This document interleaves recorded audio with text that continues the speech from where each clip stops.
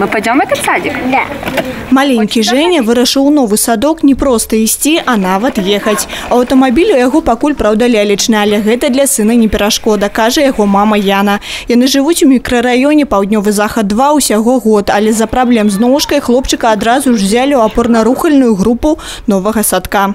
Мы очень довольны, что мы попадаем в этот садик. У Андрэя Каляды 4 дзяцей. Дарога ў дзіцячы садок старэйшых займала 2 гадзіны на дзень.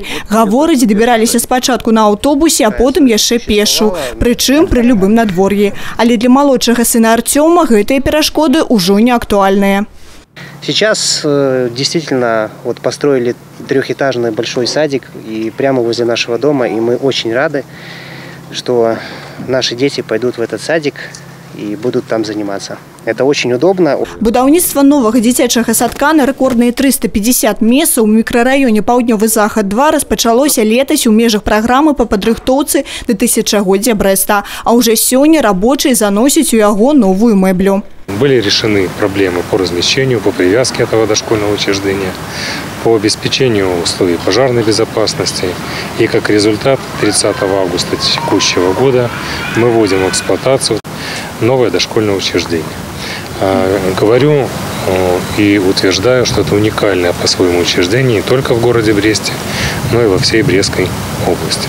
Для микрорайона он решит проблему шаговой доступности учреждений дошкольного образования. Але калі для жыхароў гэтага мікрараёна пытанне крокавай даступнасці дзіцячага садка вырашана, то для многіх іншых яно па-ранейшым адкрытае.